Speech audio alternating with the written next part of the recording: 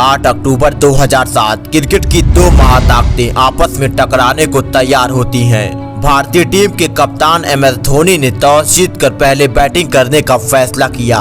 दोनों तरफ एक से बढ़कर एक धरोहर योद्धा मौजूद होते हैं। यदि भारत के पास क्रिकेट का भगवान था तो ऑस्ट्रेलिया के पास हेडन के रूप में क्रिकेट का हैवान था। यदि भारत के पास सौरभ का साहस था तो ऑस्ट्रेलिया के पास जॉनसन टीम की जान था और साइमंड तो सारी हदें पार करने को तैयार था। ऐसे हालात में मैच शुरू होता है। भारतीय टीम की तरफ से सचिन तेंदुलकर और सौरभ गांगुली की सलामी जोड़ी पारी का आगाज करने मैदान पर आती है। भारत के लिए यह एक ऐतिहासिक मैच होने वाला था। कंगारू की तरफ से गेंदबाजी की कमान ब्रेटली के हाथ में होती है और ब्रेटली के पहले ही ओवर में गांगुली ने एक चौका मार अपना और टीम का खाता खोला। परंतु आज कंगारू की लहराती गेंद भगवान के सोच से परे आ रही थी। कंगारुओं का कहर पहले ओवर से ही जारी हो गया और ऐसे विपरीत हालात में उनकी आग उगलती गेंदों का सामना करना बेहद ही मुश्किल हो रहा था। यही कारण था कि भारतीय टीम का स्कोर 5 ओवर की समाप्ति पर महज 13 रन ही होता है। अब वक्त था इस सूखे पर रन बरसाने का और गांगुली ने ब्रेकर को छठे ओवर में 2 बेहद ही शानदार चौके मारे। लेकिन क्रिकेट का भगवान अभी भी एक एक रन के लिए तरस रहा था। ब्रेटली लगातार अपनी खतरनाक बाउंसर से भगवान की परीक्षा ले रहा था, लेकिन सौरभ का साहस टीम का सहारा बना हुआ था। अब पहला पावर प्ले समाप्त हो चुका था। स्कोर महज 35 रन होता है। लेकिन भारत के लिए अच्छी खबर यह थी कि एक भी विकेट नहीं गंवाया था। बावजूद उसके ऑस्ट्रेलिया जैसी खतरनाक टीम के खिलाफ ऐसी धीमी शुरुआत हार की तरफ इशारा कर रही थी। इसके बाद सौरभ गांगुली ने प्रहार करना प्रारंभ कर दिया। फिर चाहे ब्रेकन हो या ब्रेटली की रफ्तार हो या जॉनसन की लहराती गेंद, सबकी नाक में दम कर रखा था। जिस मैदान पर एक रन बनाना मुश्किल हो रहा था, उसी मैदान पर रनों की नदियां बह रही थी, क्योंकि अब सचिन ने भी अपना हाथ खोलकर होप्स की आशा को निराश कर दिया और एक बेहतरीन चौका लगाया। उधर सौरभ गांगुली तो अपनी धुन में शॉट्स लगाए जा रहे थे। अब भारतीय टीम का स्कोर 100 के करीब पहुंच ही रहा था कि तभी सौरभ गांगुली होप्स की गेंद पर आउट हो गए। सौरभ गांगुली ने 41 रन बनाकर पवेलियन वापस चल दिया। अब 20 ओवरों का खेल समाप्त हो गया। स्कोर 91 रनों पर 1 विकेट होता है। गांगुली की जगह युवराज सिंह मैदान पर आते हैं और सचिन के साथ मिलकर पारी को आगे बढ़ाया, साथ में स्कोर को भी 100 के पार पहुंचाया। अब तक सचिन का बल्ला बेहद ही खामोश था और युवराज सिंह अभी अभी मैदान पर आए थे, तो ऐसे में सारी जिम्मेदारी सचिन के कंधे पर होती है और सचिन ने एक बेहतरीन चौका लगाया। अब कंगारुओं ने युवराज सिंह को स्पिन गेंदबाजी में फंसाना चाहा, परंतु सिक्सर किंग अपनी प्रतिभा का प्रमाण दे रहे थे। सिक्सर किंग चौकों की बरसात कर रहे थे और 31वें ओवर में 2 शानदार चौके मार अपने बीच अर्धशतकी साझेदारी भी बना लिया। इसके तुरंत बाद सचिन तेंदुलकर ने भी अपना 50वां पूरा कर लिया। इसके लिए सचिन ने 91 गेंदों का सामना किया और जब जब उनको सामने देखते मानो अपने शिकार की तरफ झपट पड़ते। अब युवराज का इस मैच पर एक तरफा राज चल रहा था। जहां चाहते चौका लगाते। भारतीय टीम के लिए यह साझेदारी अच्छे नोट पर आगे बढ़ रही थी। यह जोड़ी भारतीय टीम को पूरी तरह से संभाल चुकी थी, परंतु अब भारतीय टीम को बड़े शॉट की दरकार थी। ऐसे समय युवराज सिंह की पारी का अंत हो गया। युवराज ने 39 रन बनाए। अब कप्तान MS धोनी मैदान पर आते हैं। युवराज के जाने के बाद रणगद्दी पर गहरा असर पड़ा और कंगारू एक बार फिर से अपनी पकड़ बनाने में सक्षम रहे। लेकिन सचिन का प्रयास अभी भी जारी था और लगातार अपना बल्ला घुमाए जा रहे थे, बाउंड्री पर बाउंड्री लगाए जा रहे थे। अब MS धोनी ने भी धोना प्रारंभ किया और 40वें ओवर में 2 चौके लगाकर स्कोर को 200 रनों के पार पहुंचा दिया। अब इस पारी का 10 ओवरों का खेल समाप्त हो चुका था। स्कोर 202 रनों पर 3 विकेट होता है। यहाँ से धोनी सचिन ने अपना आक्रामक रूप अपना लिया। दोनों ने मिलकर कंगारुओं पर पलटवार कर दिया, परंतु अभी तक एक भी छक्का नहीं आ सका और 41वें ओवर में दोनों ने मिलकर 13 रन कोड़ दिए। जब एक बार फिर से गाड़ी रफ्तार पकड़ रही थी, तभी सचिन तेंदुलकर रन आउट हो गए। सचिन ने 119 गेंदों पर 79 रनों की एक जुझारू पारी खेली। अब राहुल द्रविड़ ब्रेकन की रफ्तार को 2 चौके मार उनकी अकड़ को तो जरूर तोड़ा, परंतु ब्रेकन ने द्रविड़ को बोल्ड कर भारत की दीवार में सुराख कर दिया। इसके बाद अभी अभी आए रॉबिन उथप्पा ने एक चौका मार दिया यहाँ से केवल 4 ओवरों का खेल बाकी था। स्कोर 250 रनों पर 4 विकेट होता है। इसके बाद धोनी का भौकाल देखने को मिला और उथप्पा तो हवा की उड़ान भर चुके थे। उथप्पा का वार कंगारुओं की आत्मा को डरा रहा था। भारतीय फैंस जश्न मना रहे थे और ब्रेटली निराश हो चुके थे।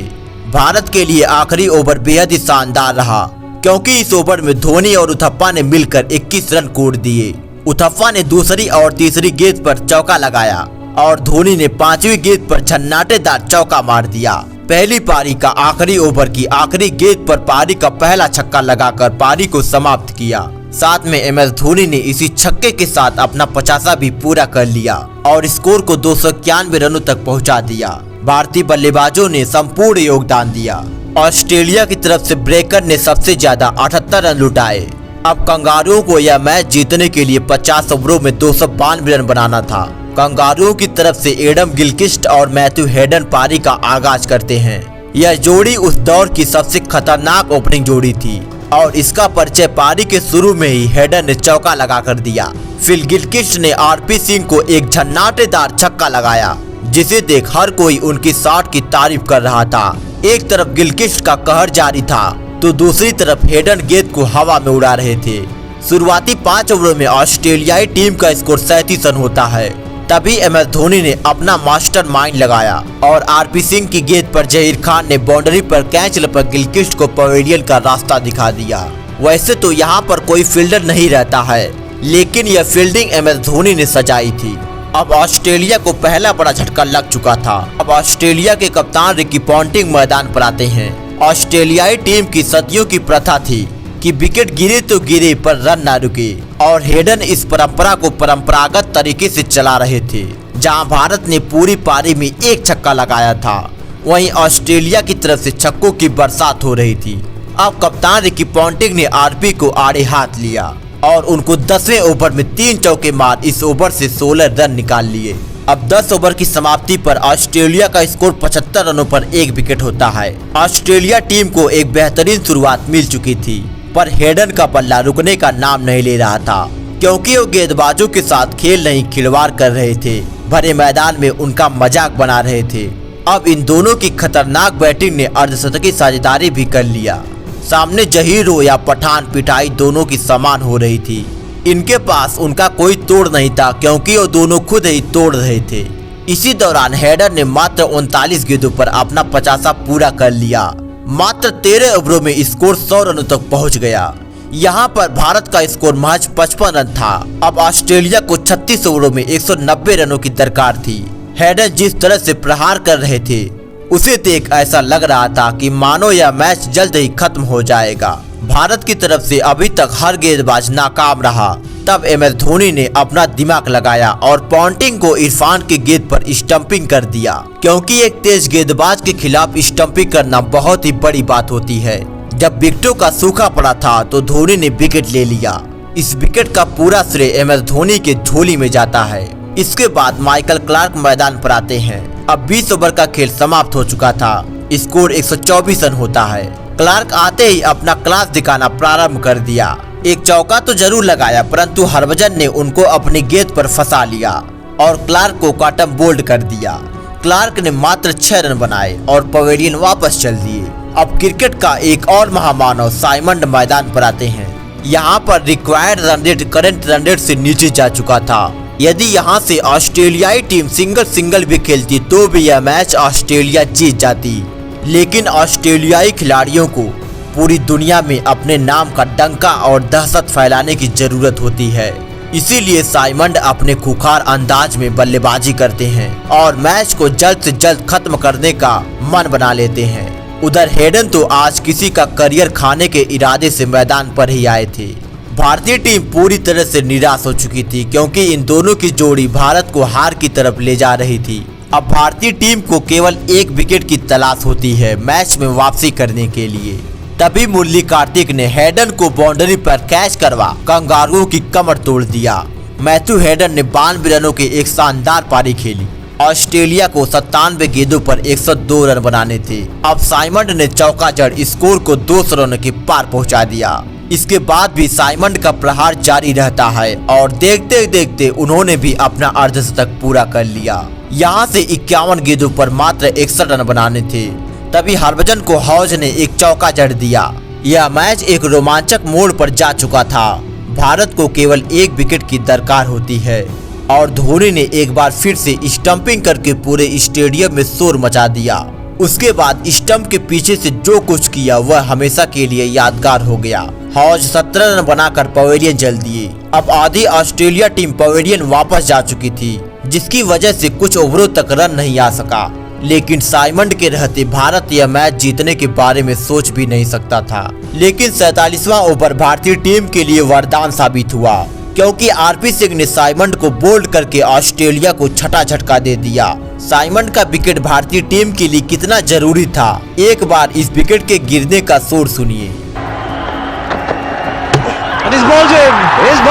Lapses in concentration from Andrew Symonds. He's played a superb innings thus far, but what a wicket!